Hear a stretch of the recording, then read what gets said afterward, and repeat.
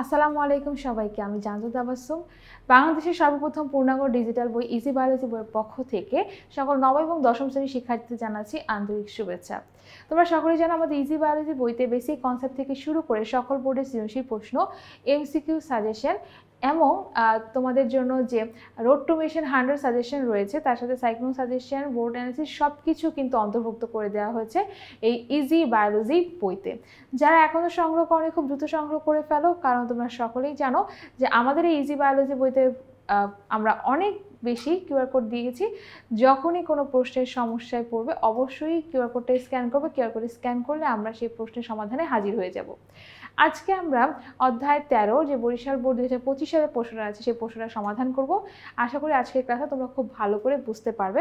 তো চলো আমরা আজকের ক্লাসটা শুরু করে দিই।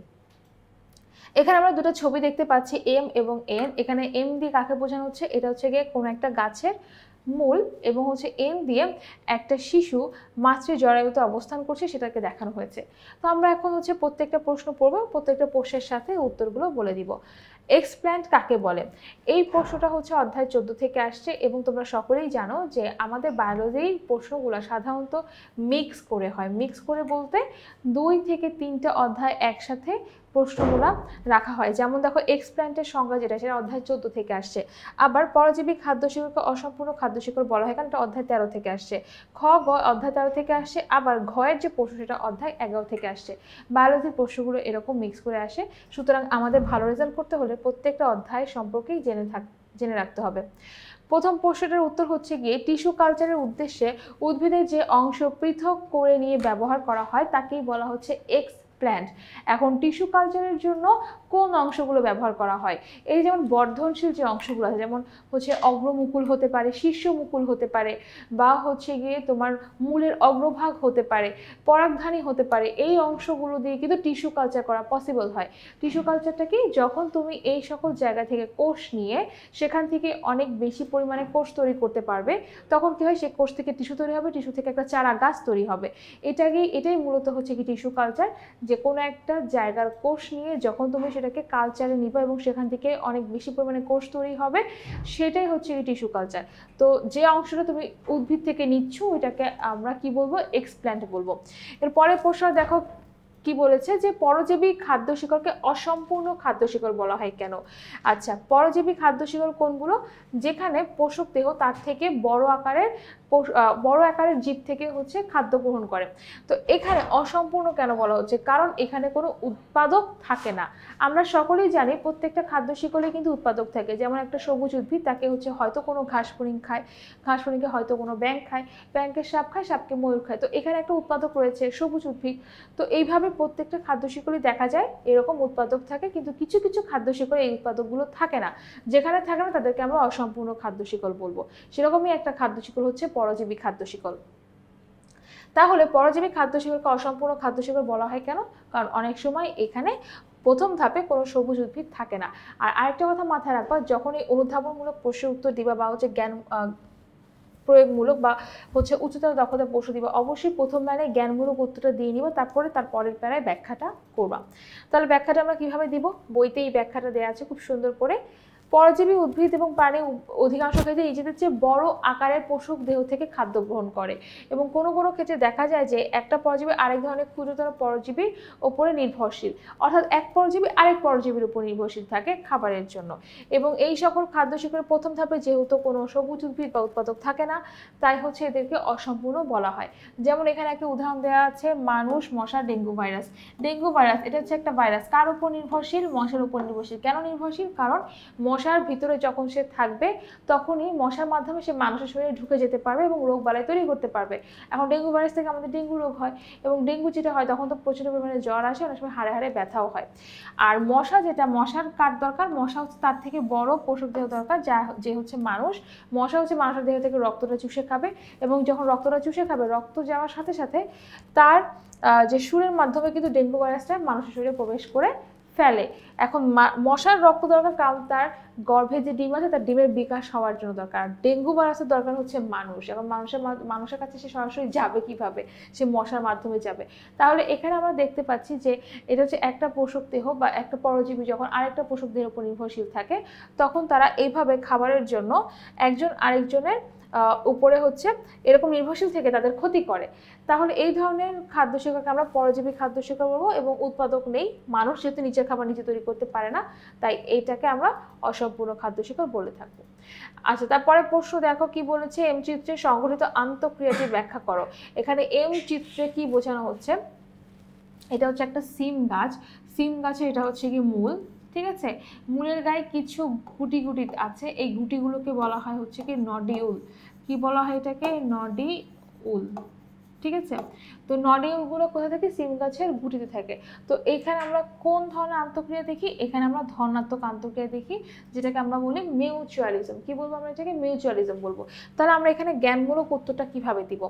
জ্ঞানমূলক উত্তরটা এভাবে দিব যে এম চিত্রে সংঘটিত আন্তঃক্রিয়াটি হলো ধনাত্মক আন্তঃক্রিয়া, যেটা মিউচুয়ালিজমের মধ্যে পড়ছে। তাহলে আমরা এটা জ্ঞানমূলক উত্তর দিয়ে পরের প্যারায় আমরা ফার্স্টে ধনাত্মক আন্তঃক্রিয়া কি বলবো, তারপরে বলবো হচ্ছে মিউচুয়ালিজম কি, এটার উদাহরণগুলো কি, এবং এই উদ্দীপকের যে চিত্রটা আছে চিত্রে আসলে কিভাবে মিউচুয়ালিজমটা বোঝা যাচ্ছে, এটা আমরা তার পরের প্যারায় ব্যাখ্যা দিব। তাহলে আমরা এখানে খুব সুন্দর করে কিন্তু 3টে প্যারায় উত্তরটা লিখতে পারি, এবং তোমরা যদি এভাবে লিখতে পারো ইনশাআল্লাহ 3 পাবা। এখন আমরা উত্তরটা দেখি যে কিভাবে এটা লেখা যায়, কিভাবে দেয়া আছে। দেখো, উদ্দীপকে এম চিত্রে সংঘটিত আন্তঃক্রিয়াটি হলো ধনাত্মক আন্তঃক্রিয়া, যা হচ্ছে মিউচুয়ালিজমের অন্তর্ভুক্ত। এখন ধনাত্মক আন্তঃক্রিয়াটা কি? যে আন্তঃসম্পর্কে দুটো জীবের একজন আরেকজনকে উপকার করে বা সহায়তা করে, তাকে আমরা কি বলবো? ধনাত্মক আন্তঃক্রিয়া বলবো। এখন এই ধনাত্মক আন্তঃক্রিয়ায় দেখা যায় যে দুটো জীব থাকে, তারা দুইজনই উপকৃত হতে পারে, অথবা যে কোনো একজন উপকৃত হতে পারে। যদি একজন উপকৃত হয়, আরেকজন কিন্তু ক্ষতিগ্রস্ত হবে না, ঠিক আছে। এই ধরনের আন্তঃক্রিয়াগুলো হচ্ছে কি 2 ধরনের, একটা হচ্ছে কি মিউচুয়ালিজম, একটা হচ্ছে কমেন্সালিজম। উদ্দীপকের চিত্রের সাথে মিল রেখে আমরা হচ্ছে কি মিউচুয়ালিজমটা বর্ণনা করবো, এখানে কমেন্সালিজম বর্ণনা করা লাগবে না। তো মিউচুয়ালিজমটা কি? মিউচুয়ালিজম হচ্ছে কি এখানে সহযোগিতা উভয় একে অন্যের দ্বারা উপকৃত হয়। তার মানে এখানে যে হচ্ছে সহযোগী থাকে, দুইজনই হচ্ছে উপকৃত হবে। কিভাবে উপকৃত হবে? যেমন হচ্ছে কি মৌমাছি, প্রজাপতি বা হচ্ছে কি মনে করো যে পোকামাকড় আছে, এরা বিভিন্ন ফুলের মধু খায়, মধু খেয়ে ঘুরে বেড়ায়, এবং হচ্ছে মধু খেয়ে যখন ঘুরে বেড়ায় তখন যখন বিভিন্ন ফুলের গায়ে যাবে, তখন ফুলের গায়ে কি থাকে? পরাগধানী থাকে। পরাগধানীর গায়ে কিন্তু রেণু থাকে, পরাগ রেণু থাকে। দেখা যায় যে প্রজাপতি বলো, মৌমাছি বলো, বা হচ্ছে কি পোকামাকড় বলো, এদের হচ্ছে গিয়ে পায়ের সাথে হচ্ছে লেগে যাবে, এই পরাগ রেণুগুলো লেগে যায়। যখন লেগে যায় তো তারা কি করে? একটা ফুল থেকে আরেকটা ফুলে যায়, আরেকটা ফুল থেকে আরেকটা ফুলে যায়। তো যখন তারা আরেকটা ফুলে যায়, তখন এই পরাগ রেণুটা আরেকটা ফুলের গর্ভমুণ্ডে গিয়ে পড়ে। ঠিক যখন গর্ভমুণ্ডে গিয়ে পড়ে, তখন হচ্ছে পরাগ রেণু এবং হচ্ছে স্ত্রী স্তবকের মধ্যে যে তোমার ডিম্বকটা থাকে, তার সাথে হচ্ছে গিয়ে নিষেক হয়। নিষেক হয়ে কিন্তু সেখান থেকে পরবর্তীতে ফল থেকে বীজ তৈরি হবে, মানে ফুল থেকে ফল এবং বীজ তৈরি হচ্ছে। তাহলে এইখানে আমরা বুঝতে পারছি মৌমাছি বলো, প্রজাপতি বলো, বা হচ্ছে ভ্রমর বলো, বিভিন্ন পোকামাকড় বলো, তারা কিন্তু ফুলের মধু খাওয়ার জন্য, তাদের নিজের খাবার সংগ্রহের জন্য তারা বিভিন্ন ফুলে ফুলে ঘুরে বেড়াচ্ছে, এবং তার সাথে সাথে পরাগায়ন ঘটাচ্ছে, এবং পরাগায়ন ঘটিয়ে উদ্ভিদের ক্ষেত্রে ফুল, ফল, বীজ এদের হচ্ছে গিয়ে তোমার পরবর্তীতে বংশবৃদ্ধি ধারাটা অব্যাহত রাখছে, ঠিক আছে। এটা হচ্ছে কি একটা মিউচুয়ালিজমের উদাহরণ। আরেকটা হচ্ছে কি অনেক সময় পাখি এবং মানুষও এবং কখনো বাদুড় কি করে? বিভিন্ন ফল খায়, ফল খেয়ে কি করে? বীজও খেয়ে ফেলে। দেখা যায় তারা বিভিন্ন জায়গায় যখন মলত্যাগ করে, তখন ফলের বীজটা ত্যাগ করে ফেলে। কেন? ফলের বীজটা কিন্তু হজম হয় না। তো যখন এরকম হয়, ফলের বীজটা মাটিতে যখন পড়ে, তখন সেখান থেকে মানে বীজ থেকে গাছ তৈরি হবে। এই গাছটার মাধ্যমে কি হচ্ছে? এই গাছটার মাধ্যমে সেই গাছের বংশবৃদ্ধি হচ্ছে, অর্থাৎ এই যে বীজ যে অন্য জায়গায় গিয়ে পড়ছে, সেখান থেকেও কিন্তু ওই উদ্ভিদটার বিস্তার লাভ করছে। আবার আরেক ধরনের অবস্থা আছে যেটাকে লাইকেন বলে। লাইকেনে কি হয়, শৈবাল এবং ছত্রাক দুজন অবস্থান করে, দুইজনের এই অবস্থানটাকে লাইকেন বলা হচ্ছে। লাইকেনেও কিন্তু আমরা দেখতে পাই যে দুইজনই উপকৃত হচ্ছে। কিভাবে উপকৃত হচ্ছে, এখানে ছত্রাক থাকে আর শৈবাল থাকে। ছত্রাক নিজের কোনো খাবার তৈরি করতে পারে না, কারণ তার মধ্যে কোনো ক্লোরোপ্লাস্ট নেই। সে কি করে, সে কোনো কাঁচামাল সংগ্রহ করে নিয়ে আসে, যেমন বাজার সদাই করে। কিভাবে বাজার সদাই করে, বায়ু থেকে জলীয় বাষ্প নিয়ে আসে, তারপরে হচ্ছে মাটি থেকে পানি, খনিজ লবণ নিয়ে আসে এবং সে নিয়ে এসে শৈবালকে দেয়। শৈবাল কি করে, সে রান্না বান্না করতে পারে। কেন, কারণ তার ক্লোরোপ্লাস্ট আছে।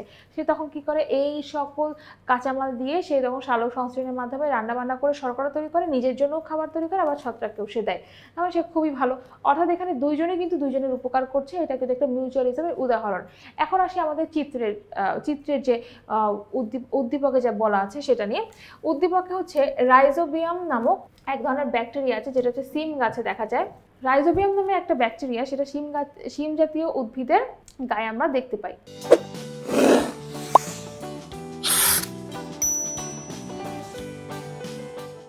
এই যে সিম জাতীয় যে গাছ আছে, সেই গাছের এই শিকড়ে দেখা যায় কি, এই যে কিছু গুটি গুটি তৈরি হয়, এই গুটির ভিতরে থাকে হচ্ছে রাইজোবিয়াম নামের ব্যাকটেরিয়া। এই রাইজোবিয়াম ব্যাকটেরিয়াটার কাজ কি, বাতাসের যে নাইট্রোজেন আছে, সেই নাইট্রোজেনটা কিন্তু সরাসরি উদ্ভিদ নিতে পারে না।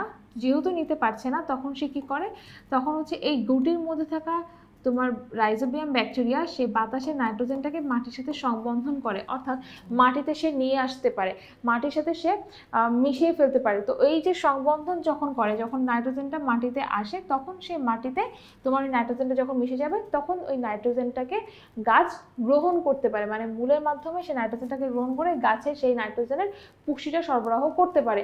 তাহলে এই যে নাইট্রোজেন সংবন্ধনের মতো গুরুত্বপূর্ণ কাজ কে করছে, রাইজোবিয়াম ব্যাকটেরিয়া করছে। আমরা সকলেই জানি ব্যাকটেরিয়া খারাপ। ব্যাকটেরিয়া কথা শুনে আমাদের মনে হয় যে ডায়রিয়া, আমাশয়, এগুলোর নাম মনে পড়ে। তাহলে ব্যাকটেরিয়া খারাপ হলো, সব ব্যাকটেরিয়া কিন্তু খারাপ না।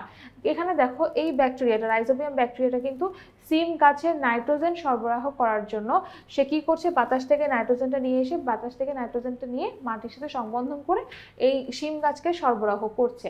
তাহলে এইখানে আমরা দেখতে পাচ্ছি সিম গাছটা উপকৃত হচ্ছে। কেন উপকৃত হচ্ছে, কারণ ব্যাকটেরিয়া হচ্ছে তাকে নাইট্রোজেন সংবন্ধ করে দিচ্ছে। আর এখানে ব্যাকটেরিয়া কি উপকার পাচ্ছে, ব্যাকটেরিয়া এখানে তোমার যে সিম গাছ খাবার তৈরি করছে, সেই খাবারটা তাকে সরবরাহ করছে। অর্থাৎ রাইজোবিয়াম ব্যাকটেরিয়া তোমার সিম গাছ থেকে পুষ্টি উপাদান সংগ্রহ করছে, খাবারটা সংগ্রহ করতে পারছে। অর্থাৎ এখানে ব্যাকটেরিয়াও কিন্তু উপকৃত হচ্ছে। যেহেতু এখানে ব্যাকটেরিয়া এবং তোমার সিম গাছ দুটো একত্রে উপকৃত হচ্ছে, এই কারণে এটাকে মিউচুয়ালিজমের মধ্যে আমরা ফেলবো। তাহলে এইভাবে আমরা হচ্ছে উত্তরটা ব্যাখ্যা করে দিব। এরপরে প্রশ্নটা খেয়াল করো কি বলেছে, কিউ এর স্বাভাবিক কার্যক্রমে পি গুরুত্বপূর্ণ ভূমিকা পালন করে, ব্যাখ্যা করো। এখন আমরা দেখি যে পি কি আর কিউ কি। কিউ হচ্ছে কি ভ্রূণ বা হচ্ছে কি মানব শিশু, আর হচ্ছে কি এখানে পি দিয়ে বোঝানো হচ্ছে গিয়ে তোমার অমরা। আমরা সকলেই জানি যে মাতৃজরায়ুতে তোমার ভ্রূণ যখন ধীরে ধীরে বড় হয়, তার চারপাশে হচ্ছে অমরা তৈরি হয়। এই যে অমরাটা তৈরি হচ্ছে, এই অমরাটা মূলত ভ্রূণকে প্রোটেকশন দেয়, যাতে ভ্রূণটা নষ্ট না হয়ে যায়, ভ্রূণটা হচ্ছে সেফ থাকে। এখন এইদের মধ্যে ভূমিকাটা কি, মানে অমরা থাকার ভূমিকাটা কি, অমরা ভ্রূণের কি হেল্প করছে, তো এই স্বাভাবিক কার্যক্রমটা নিয়ে আমরা মূলত বলবো। প্রথমে অবশ্যই জ্ঞানমূলক উত্তরটা আগে দিয়ে দিব, তারপরে আমরা হচ্ছে এটার ব্যাখ্যা দিব। উদ্দীপকে এর চিত্রে কিউ হলো ভ্রূণ এবং পি হলো অমরা। ভ্রূণের স্বাভাবিক কার্যক্রমে অমরা দ্বারাই পরিচালিত হয়। অমরার ভূমিকা নিম্নে আলোচনা করা হলো। এখন অমরার কি কি ভূমিকা, প্রথমত হচ্ছে অমরার সাহায্যে ভ্রূণটা জরায়ুর গায়ে সংস্থাপিত হয়। সেটা তোমরা দেখতে পেয়েছো যে অমরার সাথে ভ্রূণের একটা অবিচ্ছেদ্য সম্পর্ক রয়েছে। কেন সম্পর্ক রয়েছে, কারণ অমরা ছাড়া ভ্রূণটা প্রোটেকশনে থাকবে না বা সেফ থাকবে না। তাছাড়া ভ্রূণের বৃদ্ধির জন্য কি কি দরকার, ভ্রূণের বৃদ্ধির জন্য শর্করা দরকার, আমিষ দরকার, স্নেহ দরকার, পানি দরকার, খনিজ লবণ দরকার। এই সব কিছু কার মাধ্যমে আসে, এই সব কিছু হচ্ছে অমরার মাধ্যমে। মায়ের দেহ থেকে, মায়ের রক্তে যখন এই পুষ্টি উপাদানগুলো থাকে, তখন মায়ের দেহ থেকে অ্যাম্বিলিকাল কর্ডের মাধ্যমে তখন হচ্ছে কি তোমার ভ্রূণের দেহে চলে আসে। এখন এই অমরা দুইভাবে কাজ করে, একটা হচ্ছে ফুসফুসের মতো কাজ করে, আবার হচ্ছে কি বৃক্কের মতো কাজ করে। ফুসফুস কি করে? ফুসফুস হচ্ছে আমরা আমাদের দেহে ফুসফুসটা কি করছে? অক্সিজেন গ্রহণ করছি, কার্বন ডাইঅক্সাইড ত্যাগ করছি। অমরাও ঠিক সেম কাজ করে। বাচ্চা বা হচ্ছে যে ভ্রূণটা, সেটা হচ্ছে যখন অক্সিজেন গ্রহণ করছে, সে কার মাধ্যমে অক্সিজেন গ্রহণ করতে পারছে? সে হচ্ছে অমরার মাধ্যমে অক্সিজেন গ্রহণ করছে। এই অক্সিজেন কোত্থেকে আসছে? মা যে অক্সিজেন গ্রহণ করে সেটা রক্তের মাধ্যমে বাহিত হয়ে অমরায় আসে। অমরা থেকেই সে অক্সিজেন হচ্ছে ভ্রূণের দেহে যাবে। তারপরে তো বাচ্চা আবার কার্বন ডাইঅক্সাইড ত্যাগ করবে। সে কার্বন ডাইঅক্সাইড কার মাধ্যমে যাবে? এই অমরার মাধ্যমে যাবে। অমরা থেকে তোমার যাবে হচ্ছে মায়ের মাধ্যমে, মার দেহ থেকে তখন এই কার্বন ডাইঅক্সাইডটা বাইরে বের হয়ে যাবে। ঠিক আছে, তার মানে এখানে অমরা কিভাবে কাজ করছে? ফুসফুসের মতো কাজ করছে ভ্রূণের জন্য। আবার কিডনির জন্য যেটা হয়, কিডনি কি করে? আমাদের দেহে কিডনি বা বৃক্ক কি করে? আমাদের দেহে যত বর্জ্য পদার্থ রয়েছে, urea, uric acid, ammonia, creatinine, এগুলো হচ্ছে মূত্রের মাধ্যমে দেহ থেকে বের করে দেয়। তো ভ্রূণ কি করে? ভ্রূণ যদি এরকম মূত্র ত্যাগ করে, তাহলে তো অমরাতে পুরো জরায়ুতেই বলো কি হবে? সেই বাচ্চার মূত্র বিসর্জন দিতে দিতেই তখন হচ্ছে গিয়ে আর সে বেঁচে থাকতে পারবে না। কারণ কি? সেখানে বিষাক্ত পদার্থ জমা হয়ে যাবে, তারই তো অবস্থা খারাপ হয়ে যাবে। তার মানে কি ভ্রূণ কি কখনো অমরার ভিতরে সে কি মূত্র বিসর্জন করে? না, আসলে সে করে না। কারণ কি? ভ্রূণের দেহে যে বর্জ্য পদার্থগুলো তৈরি হয় সেটা হচ্ছে তোমার অমরার মাধ্যমে মায়ের দেহে চলে আসে এবং সেগুলো তোমার মায়ের দেহ থেকে দেহের বাইরে নিষ্ক্রান্ত হয়, অর্থাৎ বের হয়ে যায়। তো কিডনির যে কাজগুলো, সেই কাজগুলো আবার অমরাও করে থাকে। ঠিক আছে, অর্থাৎ অমরা দেহ থেকে যত বর্জ্য পদার্থ আছে সেটা মাকে দেয়, আবার মার দেহ থেকে যে ভালো উপাদান বা পুষ্টি উপাদান আছে সেটা হচ্ছে গিয়ে তোমার ভ্রূণকে দিয়ে থাকে। আর এই যে অমরা কি করে? কিছু গুরুত্বপূর্ণ হরমোন তৈরি করে। এই গুরুত্বপূর্ণ হরমোনগুলো হচ্ছে কি ভ্রূণের রক্ষণাবেক্ষণ বা ভ্রূণের বৃদ্ধিতে বা ভ্রূণের স্বাভাবিক গঠনে অংশগ্রহণ করে। আচ্ছা, অমরাতে আরো অনেক মানে রক্তনালী থাকে। তো রক্তনালীগুলোকে কি বলা হচ্ছে? রক্তনালী সেটা হচ্ছে অমরা অ্যাম্বিলিক্যাল কর্ড দ্বারা ভ্রূণের নাভির সাথে যুক্ত থাকে, এটাকে নাড়ি বলা হয়। আর যে রক্তনালীগুলো থাকে, সেই রক্তনালীগুলো হচ্ছে গিয়ে কোনোটা ধমনী, কোনোটা শিরা হিসেবে কাজ করে। এই রক্তনালীর মাধ্যমে কিন্তু সাধারণত তোমার এই যে রক্ত প্রবাহটা ভালো থাকে বা রক্ত সরবরাহটা সে করতে পারে। আচ্ছা, যে নারী, আমরা বলি না যে নারী ছেঁড়া ধন, আমাদের মারা বলে না যে তুই আমার নারী ছেঁড়া ধন। এই নারী ছেঁড়া ধন কোত্থেকে আসছে? এই যে আমরা যদি এখানে ছবিটা দেখি, এই যে ভ্রূণের আর অমরার ছবিটা যদি দেখি, ভ্রূণের গায়ে তোমরা দেখবা যে ভ্রূণের সাথে এখানে কিছু লম্বা নালীর মতো অংশ আছে। এই লম্বা নালীটা হচ্ছে কি অ্যাম্বিলিক্যাল কর্ড। কি বললাম এটা? অ্যাম্বিলিক্যাল কর্ড। এই অ্যাম্বিলিক্যাল কর্ডকে বাংলায় কি বলা হয়? নারী বলা হয়। ঠিক আছে, এই জন্যই মারা আমাদের বলে আমরা হচ্ছে তাদের নারী ছেঁড়া ধন। প্রত্যেক সন্তানই তাদের মায়ের নারী ছেঁড়া ধন, কারণ নারীটা কেটেই পৃথিবীতে তাকে আনা হয়। তো এইটা মানে এই যে নারী, সেটা হচ্ছে মায়ের দেহের সাথে ভ্রূণের একটা সংযোগ তৈরি করে। অর্থাৎ মায়ের দেহের সাথে সবসময় সংযোগ রাখবে কে? উত্তর হচ্ছে কি অ্যাম্বিলিক্যাল কর্ড বা নাড়ি। তাহলে এই নাড়িটার মাধ্যমে কি হচ্ছে? বিভিন্ন পদার্থের আদান প্রদান হয় মায়ের সাথে ভ্রূণের। তাছাড়া এই অমরা কিছু হরমোন তৈরি করে, যেমন হচ্ছে গিয়ে অক্সিটোসিন বা হচ্ছে গিয়ে আরও কিছু হরমোন তৈরি করে, যে হরমোনগুলো সাধারণত মাতৃদুগ্ধ উৎপাদনে সাহায্য করে। তাছাড়া হচ্ছে প্রসব বেদনা যে সহজ করতেও কিন্তু সাহায্য করে। তাই আমরা বুঝতে পারছি ভ্রূণ এবং মাতৃ জরায়ুর মধ্যে যে সম্পর্কটা রয়েছে, যে অমরা রয়েছে, সেটার মাধ্যমে কিন্তু ভ্রূণের স্বাভাবিক কার্যক্রম পরিচালিত হয়। এবং অমরা ছাড়া কখনোই কোনো ভ্রূণ ঠিকমতো বৃদ্ধি পাবে না, ভ্রূণের বিকাশ হবে না, সেই ভ্রূণটা নষ্ট হয়ে যাবে। তাহলে ভ্রূণের এই স্বাভাবিক কার্যক্রম পরিচালনা করার জন্য বা রক্ষণাবেক্ষণের জন্য অমরার গুরুত্ব অপরিসীম। তাহলে আজকের ক্লাসটা আমরা হচ্ছে গিয়ে বরিশাল বোর্ডটা সলভ করলাম। আশা করি তোমরা অনেক ভালো করে ক্লাসটা বুঝতে পেরেছো। যারা এখনও ইজি বায়োলজি বইটি সংগ্রহ করনি তারা খুব দ্রুত সংগ্রহ করে ফেলো, কারণ হচ্ছে বইয়ের সাথে শিক্ষক ফ্রি। তাহলে আজকের ক্লাসটা এখানে শেষ করে দিচ্ছি। সবাই তাহলে ভালো থাকবে, সুস্থ থাকবে। আল্লাহ হাফেজ সবাইকে।